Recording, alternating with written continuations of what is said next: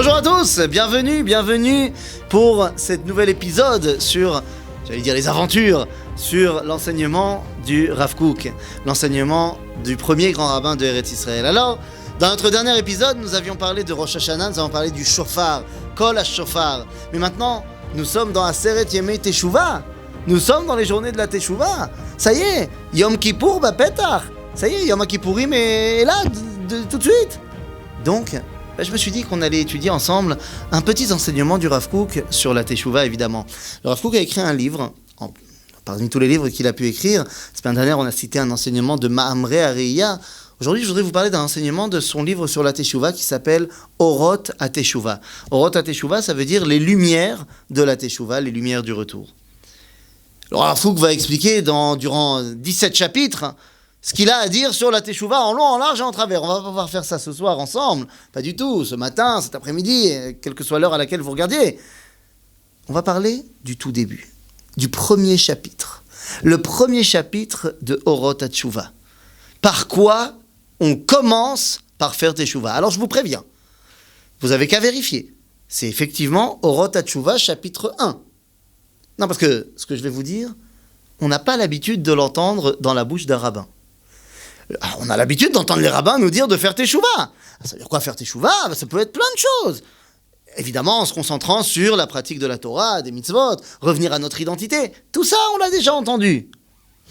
Mais le Rav Kook nous dit, le problème, c'est que le premier ménia, la première chose qui t'empêche de te rattacher à Dieu, la première chose à laquelle tu dois faire Teshuvah, c'est ce qu'il appelle la Teshuvah Agoufanit. La Teshuvah du corps. Attendez, vous êtes sérieux? Oui, la Teshuvah du corps. Le premier chapitre de Orot HaTeshuvah nous dit il faut faire Teshuvah. En français, va faire du sport. Mange plus équilibré. Et le Rav Kook détaille. Il dit effectivement, nous avons la première chose à faire, c'est de nous détacher de toutes nos habitudes qui font du mal à notre corps. On ne parle pas de la neshama, on parle du corps. Du fait que tu as mangé trop de couscous, trop de choulent, que tu as bu trop de coca, que tu as tellement pris le temps d'être derrière ton ordinateur que tu sais même plus ce que ça veut dire aller marcher, aller courir, j'en parle même pas. Eh bien, petit à petit, le Rav Kook te dit, mais ton corps n'est plus en bonne santé. Et si ton corps n'est plus en bonne santé, tu es pas bien, tu es faible, tu es fatigué, tu es malade. Et donc, si tu n'es pas en bonne santé, comment veux-tu ouvrir ton esprit, ouvrir ton âme pour mieux comprendre le dévoilement de Dieu? Le Rambam l'avait déjà dit. Il avait dit qu'évidemment, pour comprendre Dieu, il faut mieux être en bonne santé, riche et bien dans sa peau. C'est évident. Le Rav Kook nous dit la première étape de la Teshuvah, c'est la Teshuvah Agoufanit. Il faut revenir à être bien. Et je vais vous dire mieux que ça. C'est pas seulement une question, nous dit le Rav, de moi qui me sens bien et comme ça je vais pouvoir mieux étudier. Parce que bien sûr, si je me sens bien, si je suis en bonne santé physique, eh bien je peux ouvrir mon esprit. Mais le Rav Kook va plus loin. Mon ami, lorsque tu te sens pas bien et que toi tu te sens lourd, celui qui te regarde, il ressent que tu te sens lourd. En d'autres termes, il y a un Chilul Hashem extraordinaire dans le fait que le peuple juif est vu comme étant quelqu'un qui physiquement n'est pas présent. Quoi? Un juif, ce serait forcément soit un vieillard, soit quelqu'un qui est faible au niveau physique? Non. Le Rav Kook nous dit, il faut revenir à, on a l'habitude de dire, un esprit saint dans un corps saint. Je dirais plus que ça.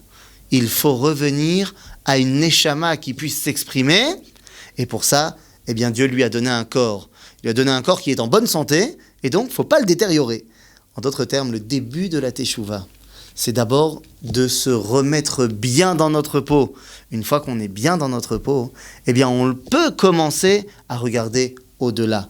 Et là, le Rav Kook nous dira dans son premier chapitre, une fois que tu as passé par la Teshuvah Agoufanit, alors on passera à la Teshuvah à Emunit, à Moussarit, à Torit.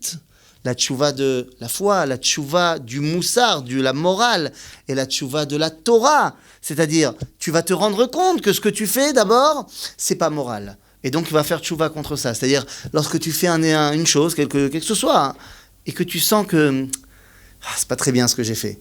Si tu as ce sentiment à l'intérieur de dire c'est pas génial ce que j'ai fait, c'est un sentiment bon. Ça veut dire que tu comprends qu'il va falloir faire tchouva là-dessus. Après, au niveau de la Torah, c'est-à-dire, tu sais que c'est marqué dans la Torah qu'on n'a pas le droit de transgresser le Shabbat. Et toi, tu as transgressé le Shabbat. Alors, tu te dis, la Torah, elle a dit que c'est pas bien, donc je change.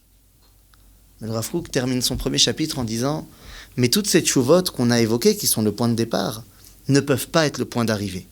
Car le point d'arrivée doit être une véritable prise de conscience que je fais le bien, non pas parce que j'ai peur du mal, non pas parce que j'ai peur de la punition, non pas parce que j'ai peur de prendre des kilos, mais tout simplement parce que je m'accorde avec le bien. C'est ce que le Rav Kook appellera Atchouva Asichlit.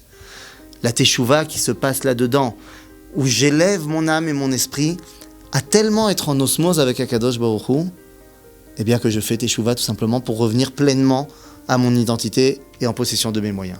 Donc la première étape, là on va jeûner à Yom Kippour, mais n'oubliez pas que on va se remplir la panse dans le repas d'après Yom Kippour. N'oubliez pas, surtout qu'il y a Sukkot qui arrive juste après, où je te raconte pas comment on va bien manger. N'oubliez pas après les fêtes d'aller faire un petit jogging. C'est le point de départ de notre tchouva pour nous sentir bien et pouvoir ainsi dévoiler Akadosh Baruch Hu dans toute sa grandeur. Les amis, à la semaine prochaine.